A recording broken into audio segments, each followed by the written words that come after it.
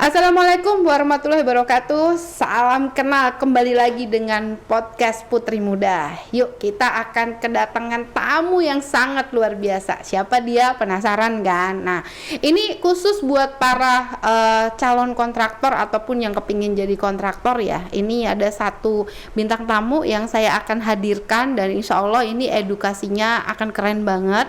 Kenapa? Karena nanti semua orang akan mendapatkan ilmu dari beliau. Penasaran kan? Oke, kita langsung sapa aja ya. Yang mau bicara di depan kalian ini insya Allah bukan orang sembarangan. Kenapa? Karena beliau adalah dedengkotnya juga daripada PT Koprumnas. Yuk kita sapa ya bareng-bareng. Oke, assalamualaikum warahmatullahi wabarakatuh, Pak Hisam. Waalaikumsalam warahmatullahi wabarakatuh. Sehat Bapak? Alhamdulillah. Ya, jadi Pak Hisam ini adalah bagian daripada Koprumnas. Nanti kita cari tahu siapa sih beliau sebetulnya gitu. Pak Hisam ini alhamdulillah ya di zaman pandemi ini diberi sehat ya Pak ya sama Amin. Allah. Amin. Sehat. Luar biasa nih Bapak muter-muter terus kayaknya ya. Saya dengar. Tambah hitam. Tambah hitam. Iya. Oke Pak, kita langsung aja ya bincang-bincang kita sore ini. Alhamdulillah. Kita tuh pengen tahu Pak, ini kan Bapak ini kan sudah lama ya bergabung dengan Koprumnas. Nah ini teman-teman kita pengen tahu kapan sih Bapak pertama kali bergabung bersama Koprumnas? Kayaknya Bapak paling lama deh di sini. Apa saya belum lahir Pak? Oke silakan Pak Hisam. Oke, Bismillahirrahmanirrahim. Terima kasih Bu. Saya bergabung dengan Koprumnas itu sebenarnya sudah cukup lama dan bersama-sama 20 orang Bu.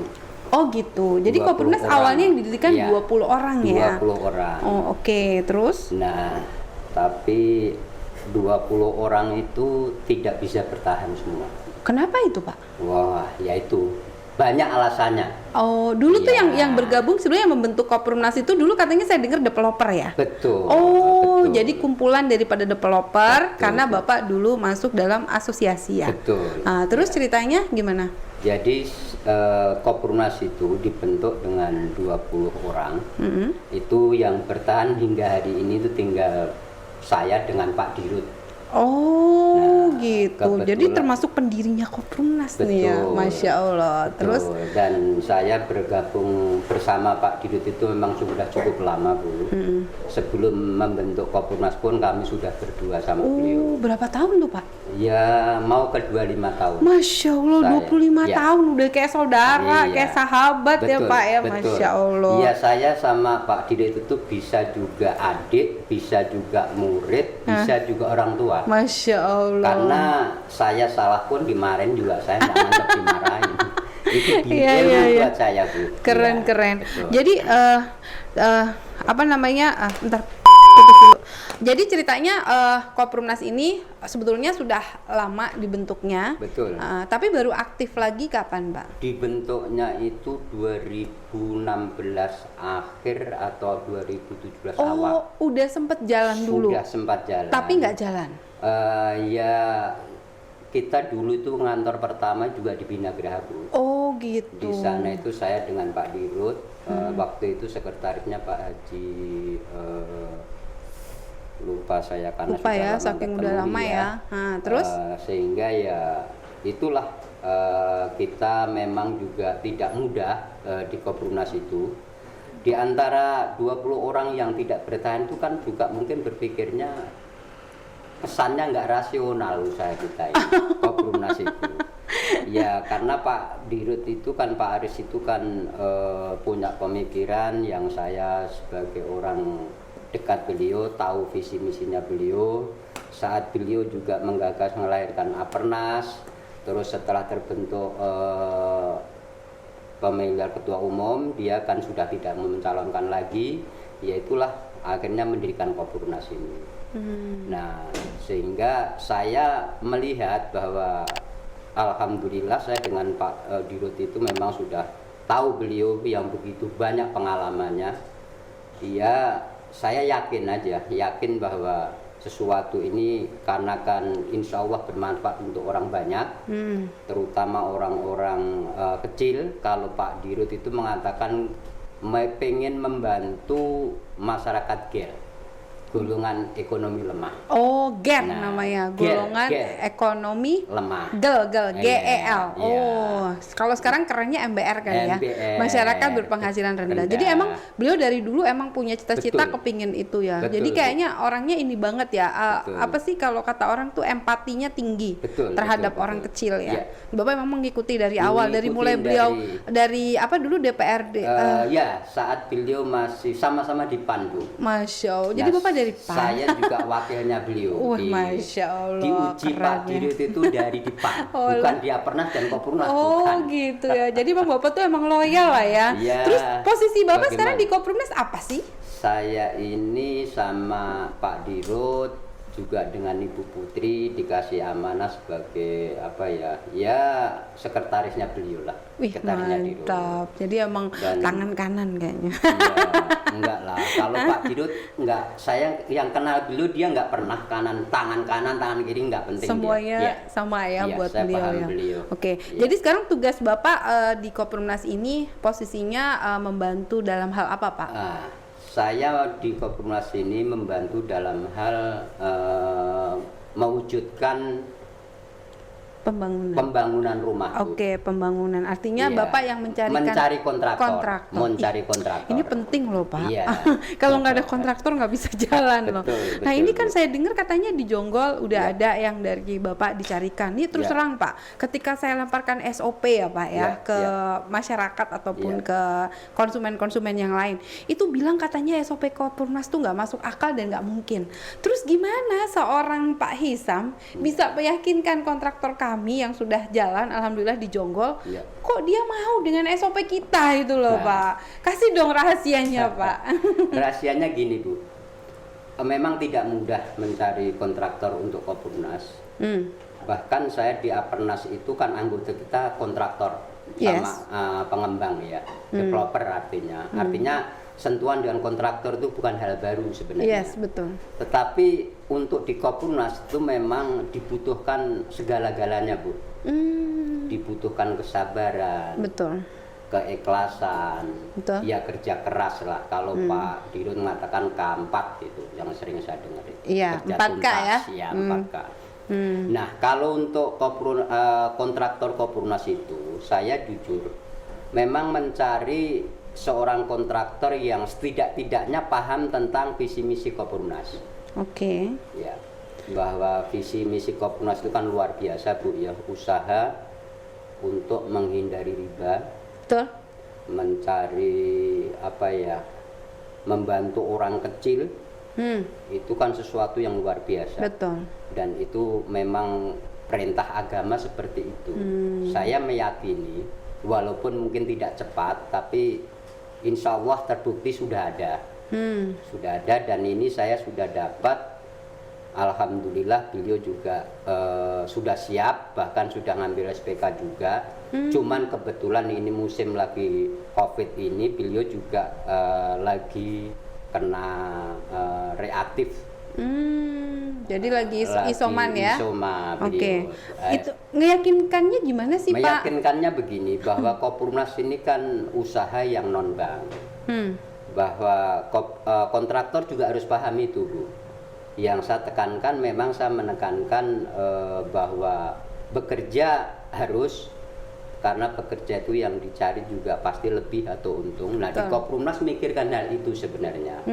Makanya kontraktor pun juga pada akhirnya harus memahami bahwa Kopurnas ini konsumen itu harus cara menabung dulu, sehingga pembayarannya pun juga kontraktor harus juga ikut berjuang di Kopurnas itu sendiri. Berapa tahun Dengan tuh? caranya kita bayar dengan sekolah diangsur. Oh. Selama kita ada dua opsi, Iya. ada 2 tahun dan ada 3 3 tahun. Iya, tapi yaitu kami berikan penjelasan bahwa kita ini adalah anti riba, kita ini adalah non bank, tetapi untuk pembayaran ke kontraktor insya Allah, karena Kopurnas memberikan pekerjaan dari konsumen sampai akad, mulai akad sampai pelaksanaan itu semua sudah tertera di akadnya itu. Sehingga dan itu sampai juga saya dengan ibu Diah pernah saya harus pergi ke tempat sesuatu yang itu menjadi kekuatan saya di lapangan. Ya kalau boleh saya sebut jujur, Bapak juga ragu. Betul. Jadi setelah saya melihat berupa emas disimpan di safety box beberapa 2 bank, di Rawamangun dan di satunya di Grand Pramuka, iya, BNI. Grand Pramuka.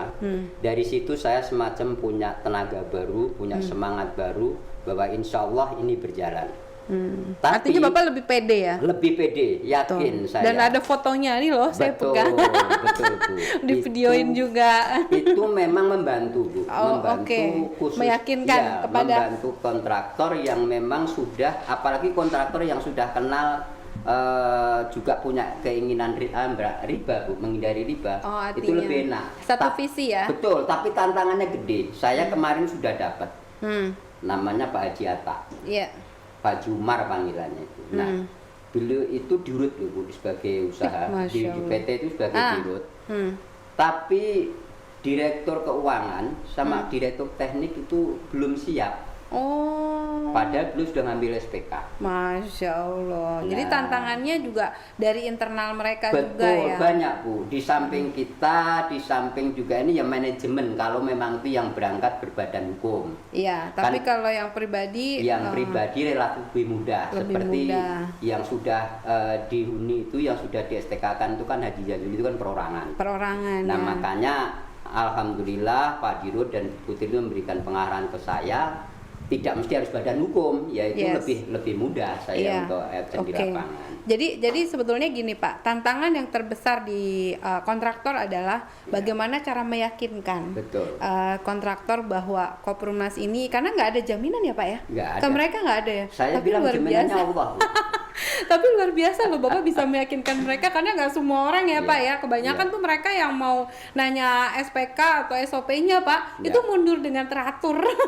Karena kebanyakan yang kita temuin Pak, konvensional terutama ya, mereka tuh cuma ngejar SPK, terus SPK-nya dijual ke bank, terus mereka pinjam uang bank, baru nanti bayar dari situ, begitu kan?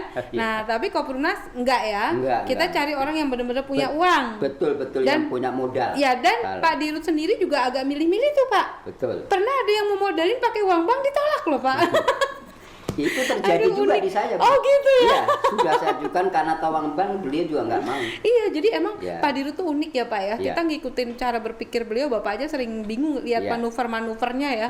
Nggak masuk di akal. Saya pernah ketemu Pak Hisam tuh sampai, kenapa Pak lemes? Aduh, saya pusing dengan Pak Dirut ini, cepat banget bermanuver ya. Iya, betul. Oke, jadi Bapak dalam rangka meyakinkan kontraktor, yang pertama Bapak juga yakinkan diri sendiri dong. Otomatis. Jadi dengan Bapak sudah yakin, Bapak kumpulkan bukti, terus Bapak ngomong dari sisi agama. Supaya ada satu visi dan misi. Dan Bapak punya keyakinan yang tinggi ya kayaknya ya. Sama harus, dengan Pak Dirut. Harus. Wajib itu saya. Makanya Bapak satu visi sampai hari ini. Jadi emang ini tantangannya terbesar buat Koperumnas ya, di luar nalar ya Pak ya. Cuman kan kelebihannya kontraktor kenapa dibayar 2 tahun 3 tahun, karena harga kita cukup tinggi, hampir 2 kali lipat daripada harga cash. Betul nggak Pak? Betul. Bahkan 2 kali lipat ya. Jadi makanya kita konsepnya sudah bagi hasil ya Pak ya.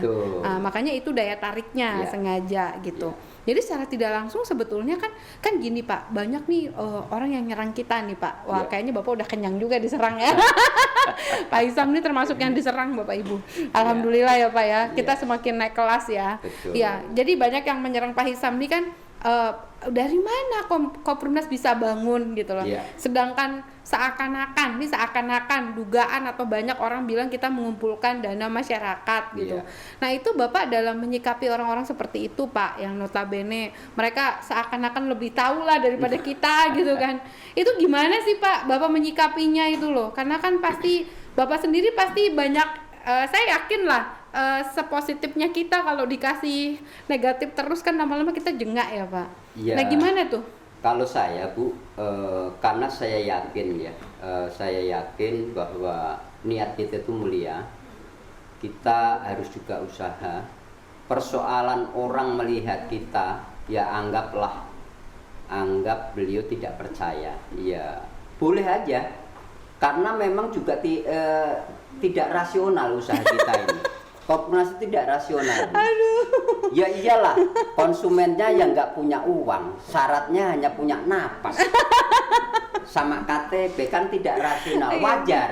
Betul. Wajar kalau serangan dari luar itu tinggi terhadap Kopernas, wajar. Yes. Tapi saya melihatnya tidak serangan, Bu. Sebenarnya beliau itu pengen mau berbuat seperti Kopernas. Cuman nggak bisa. Iya, mungkin belum. Mudah-mudahan kita berdoa aja. Amin. Iya, kita berdoa aja. Jadi Bapak juga kan sempat diserang oleh satu pemerintahan atau apa ya. Tapi Bapak gimana? Tenang aja gitu. Ya bagaimana wong kalau kita nggak punya niat buruk, nggak punya niat jahat, kalau niat dalam kita baik. Iya, dalam bahasa hukum tidak ada mansreanya, tidak ada niatnya gitu ya.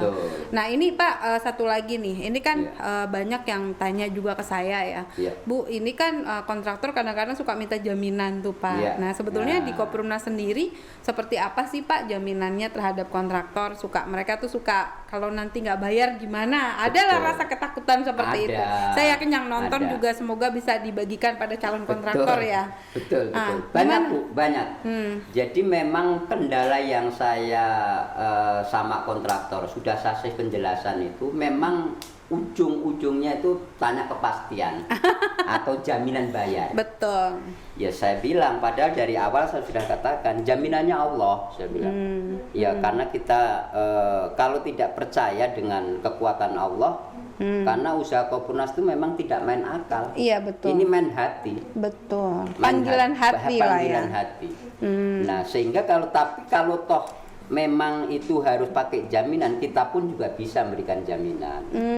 Jaminan saya perlihatkan bahwa saya orang yang sudah melihat langsung.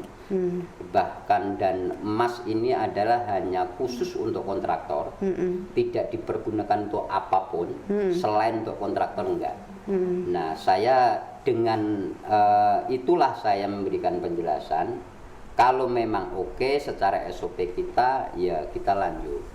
Tapi kalau belum oke, ya mungkin Allah belum ridho aja. Tidak saya ambil pusing, Bu. Kalau saya ikutin, ya saya ketemu kontraktor 50, buktinya baru 2 Bu yang deal. Iya. Kan nggak gampang, bahkan ratusan. Betul. Jadi mencari yang memang sesuai dengan misinya Koperumnas ya. Jadi Bapak juga terus mencari, nggak putus asa ya Pak ya. Jadi kebanyakan orang kalau udah kepentok dia diem, dia nggak ada solusi.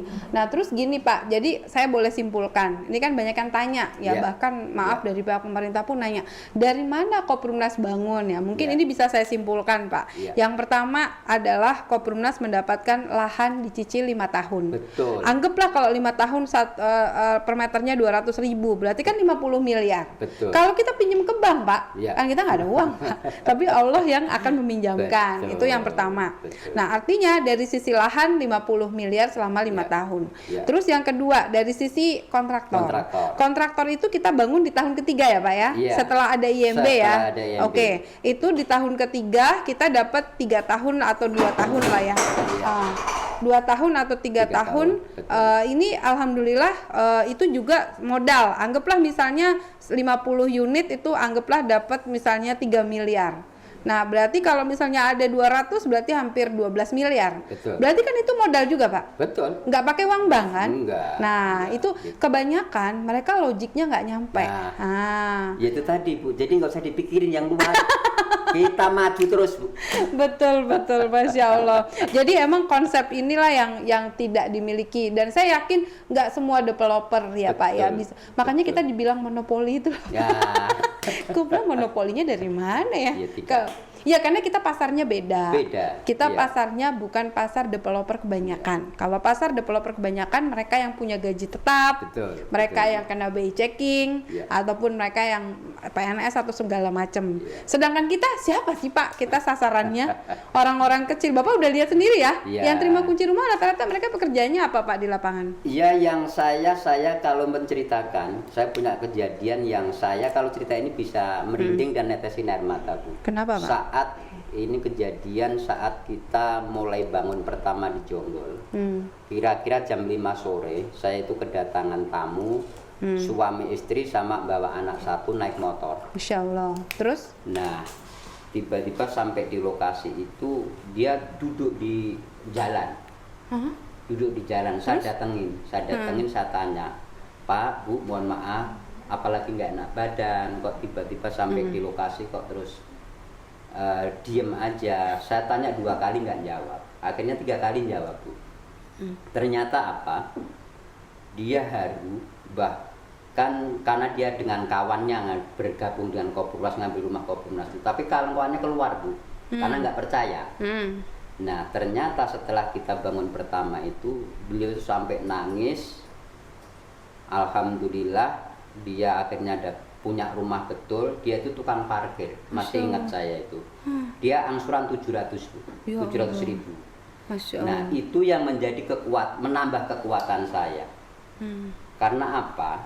Ya, bagaimana kita tidak haru, Bu, orang dia mengumpulkan uang kecil, terus dia kawan-kawannya yang tadinya ngambil pada keluar karena nggak percaya dengan Kopurnas. Nah, beliau masih bertahan. Saya bilang, Bu, kalau ibu angsurannya 700, insya Allah ibu bakalan langsung bisa dapat duluan. Saya bilang, ya alhamdulillah betul, sekarang udah ninggalin di sana. Itu menjadi kekuatan, nambah kekuatan saya. Jadi Bapak ngerasa ini ada panggilan hati. Betul, ya? betul. Itu kebahagiaannya nggak bisa ditukar, nggak Pak. bisa ditukar apapun. Dengan apapun ya. Betul. Karena mereka tuh kebanyakan yang ikut itu, Pak, sudah 20 tahun ngontrak, Pak. Iya. 15 tahun ngontrak. Betul. Di bayangan mereka, nggak mungkin mereka punya rumah mungkin sampai mereka meninggal. Iya. Kenapa? Karena kan mereka nggak bisa pinjem bank. Betul. Nah, inilah yang menurut saya harusnya ya, maaf, ya orang yang nonton ini tuh harusnya hatinya tersentuh ya, Pak. Kenapa? Karena ya niat kita tuh mulia banget, menolong orang-orang kecil ya. Dan memang sekarang Kopurnas sudah mulai pindah ini, Pak. Kami sekarang marketing nih sudah saya pindahkan. Jangan lagi terima orang yang punya DP. Kenapa? Karena kita tidak mau salah sasaran. Justru yang kita cari adalah orang-orang yang tidak punya DP, dan sering banget saya dibully, Pak, terutama di medsos. Tapi saya bismillah aja, I don't care lah. Nah, jadi sekarang ini, Pak, misi Bapak nih, ini kan tadi Bapak sudah ceritakan bagaimana Bapak bertahan. Jadi saya pengen tahu, Pak, syarat menjadi kontraktor. Nah, syaratnya apa aja, Pak? Ya, syaratnya otomatis setidak-tidaknya harus punya modal memang, Bu. Oh, minimal Pak. Minimal untuk bangun 30% dari SPK yang diambil lah. 2M? Kalau misalkan kita ambil 50 SPK 50 rumah. Berarti 15 unit ya? 15 unit harus punya modal. Oke, 15 unit anggaplah 50 jutaan. Betul. Iya, berarti 5 kali 15 unit berarti sekitar minimal 1M lah plus minus. Iya, kurang lebih. Iya, kurang punya lebih. modal segitu. Harus punya. Kalau tidak punya modal memang juga tidak bisa. Oh, gitu. Jadi syaratnya dia harus punya modal. Yang kedua punya KTP. Oh, ya otomatis. Napas juga. Iya, napas ya. Otomatis. Terus udah gitu juga harus ya pertama dia ngambil SPK dulu kan. Betul. Habis SPK katanya 2 minggu ya saya denger ya. Iya. 2 minggu dari penandatanganan SPK mereka mulai kerja. Iya. Dan itu sudah dibangunkan strukturnya ya, Pak? Sudah. Wih, enak jadi dong. memang kontraktor yang sudah melaksanakan sama yang mau datang ini, saya kan punya ini, Bu, punya semacam ketentuan. Sekalipun berulang kali datang ke kantor, tapi kalau belum datang ke lokasi itu tidak saya turunkan SPK itu. Iya, karena dia harus lihat lokasi karena dan dengan cara tantangan. itu betul, dengan cara itu ada maksud juga bahwa Kopurnas calon kontraktor sudah bisa menjawab bahwa yang selama ini Kopurnas pembohong berarti enggak, karena memang ada lokasi dibangun itu karena sudah harus ada IMB. Jadi kalau nggak ada IMB nggak bisa ya? Mungkin. Mau datang duit banyak juga nggak Bapak kasih. Yang kedua kontraktor melihat pola kita ini kan, kontraktor itu setengah bahasa saya dimanjakan, Bu. Karena sudah berdiri free cash. Oh iya, artinya mereka nggak mulai dari awal. Ya. Mereka cuma tinggal finishing. Betul. Artinya yang dikerjakan hanya 70% ya? Pemasangan bata keliling, iya. atap, finishing, ya sudah. Sama lantai, sama pintu ya? Pintu plus instalasi listrik dalam. Terus sama septic tank paling betul. Ya. Jadi artinya mereka udah tinggal nerusin aja betul. Ya. Sebetulnya bareng Kopurnas juga bangunnya. Jadi mereka sudah berdiri dulu precast-nya, barulah mereka bangun. Betul. Enak ya sebetulnya kontraktor ya. Iya, itu tadi, Bu. Makanya ya walaupun susah karena ada daya rangsang di situ. Karena kontraktor itu kerja berat itu sebenarnya kan kerja awal itu kan ya gali pondasi. Kalau mereka udah nggak perlu kali Pak, udah dimanjain betul, banget, betul. segalanya udah ada ya. Masya Allah. Itu juga menjadi Keren. betul, itu menjadi juga ciri khas Koprunas ke depan. Oh, jadi ini buat para calon kontraktor Betul, ya, betul. buat yang mau bisnis syariah dan berkah ya Pak ya, Ya. halal dan insya Allah bantu orang kecil ya Pak ya. Betul, Dan betul. saya dengar nih Pak, ini kan ada katanya SOP dan segala perhitungannya, Ya. itu untungnya bisa 50% lebih loh Pak. Bisa lebih, Bu. Hampir 60 apa 70%, Bisa lebih. gila dahsyat ya. Coba Jadi- kalau taruh di bank, disimpan di Nah. deposito, maaf ya, hilang Pak, nggak bisa diambil. Betul, Nah Bu. ini jadi barang. Betul. Dan yang kedua Pak, ini loh Pak, yang saya ngelihatnya niat mulianya ya, kita bantu orang kecil, maka Iya. kita punya tabungan akhirat kata Bapak. Iya, Termasuk betul. Bapak lah yang nolongin. Oh, iya, insya Allah. Ya kuncinya harus ikhlas tadi. Bu. Iya, betul, Kalau nggak betul. ikhlas ya nggak ada apa-apanya. Jadi teman-teman bagiin lah video ini ya. Ini. Jangan lupa di subscribe. Kenapa? Karena ternyata jadi kontraktor Koprunas itu nggak susah. Tidak susah. Yang penting kita Iya. niatnya mau ibadah ya Ibadah. Pak, bantu orang kecil. Betul. Aduh, kalau saya punya duit Pak, ini keren banget saya taruh di Koprunas ya. Terus saya langsung cari Pak Hisam. Nanti bisa hubungin nomor telepon di bawah ini ya. Iya. Buat yang mau jadi kontraktor, hubungin Pak Hisam langsung ya. Bisa nanti dijelaskan detailnya. Boleh. Oke, Pak, ini langsung ke yang berikutnya Ya. Pak. Ya, ini kenapa ya Pak untuk yang sekarang ini ya, terutama di zaman pandemi ini ya. Ya. Tantangan Bapak sebagai yang mencarikan kontraktor ini kan sekarang lagi susah duit Pak. Betul. Kira-kira apa Pak yang Bapak lakukan, terutama ini kan pembangunan harus jalan terus Ya. gitu. Artinya Koprunas kan sudah punya janji dengan Ya. konsumennya tahun ketiga. Nah kira-kira Pak suka dukanya nih selama Bapak mencari kontraktor. Saya sih kepengen banyak sukanya ya Pak, Iya, jangan dukanya. iya. Apa sih Pak yang Bapak dapatkan dari mereka terutama? Karena saya lihat kan Bapak kayaknya juga banyak ketemu macam-macam kontraktor ya, Iya. dengan segala macam varian ya. Kalau COVID sekarang banyak variannya lah. Betul. Nah suka dukanya apa sih Pak di Koprunas nih? Oke, jadi kalau dukanya nggak penting ya, nggak perlu. Sukanya tantangan. Oke. Ya, yang membuat saya termotivasi juga, lagi-lagi jangan bosan saya sebutkan Pak Dirut itu memang 4K itu betul. Bu. Jadi kalau kerja keras, kerja cerdas, kerja tuntas, kerja ikhlas, itu kalau kita tarik ke belakang itu kan sebenarnya hanya satu. Ya kita percaya sama yang ngecat cabai, bahasa saya. Percaya sama yang Yang ngecat cabai, apa itu? Allah. Oh gitu. Iya, karena tanpa itu ya lelah Bu, memang betul. Bagaimana kita nyari kontraktor tapi harus bisa ngikutin SOP kita? Ya bagi saya dengan 4K tadi menjadi kekuatan saya. Saya yakin hanya masalah waktu kalau belum dapat. Bahkan ini saya sudah dapat calon kontraktor, sudah dapat SPK. Beliau saya pengen buktikan dulu ya 50 ini kelar. Baru Dia ngambil lagi. bahkan dia sudah bilang dengan saya itu untuk megang Pulau Jawa siap. Bu. Wih mantep ya. Betul. Betul. Maka kita bantu doa supaya namanya Pak Johan. Iya, amin amin amin. ya Beliau Allah. biar cepat sembuh karena ini lagi isoma. Biar cepat bergabung. Jadi kalau dukanya nggak tak sampaikan karena saya suka. Ya ini tantangan kita Iya, harus maju. Betul Itu aja, Bu, kalau saya. Oke, terus yang terakhir nih Pak, kira-kira Ya. Pak, harapan Bapak buat Koprunas ke depan nih ya kan, Bapak kan udah dari, kalau saya lihat dari sejarahnya ya Pak, udah panjang banget ya, dari mulai koperasi sekarang sudah jadi PT, dan banyak orang yang membuli Bapak lah, saya yakin banyak banget lah. Ini kira-kira harapan Bapak apa nih Pak sekarang? Ya kalau harapan saya bahwa Koprunas ini betul-betul bisa mewujudkan usahanya yang sudah, terutama untuk konsumen pengadaan rumah itu harus bisa terwujud. Karena dengan terwujudnya rumah-rumah kita yang kita upayakan ini ya otomatis kita akan membantu masyarakat golongan ekonomi lemah itu Bu, itu kan pekerjaan mulia Bu. Jadi atas dasar itulah saya harus bagaimana caranya rumah ini harus bisa terwujud, karena kalau sampai rumah tidak terwujud yaitu menjadi beban kita bersama. Maka bagaimana caranya? Tapi saya insya Allah dengan adanya beberapa kontraktor yang sudah saya temuin, beliau insya Allah optimis, intinya saya itu optimis ke depannya itu. Oke.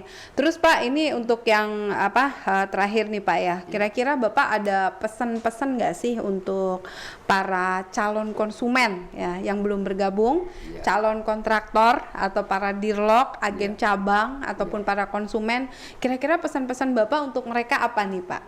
Biar kita juga saling belajar nih.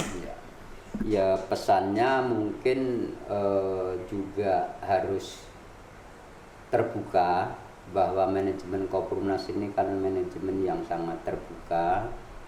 Jangan paksa juga, karena dengan walaupun syaratnya mudah ya, hanya KTP, karena juga banyak orang yang memang sebenarnya keinginannya tinggi tapi memang kemampuannya juga tidak ada.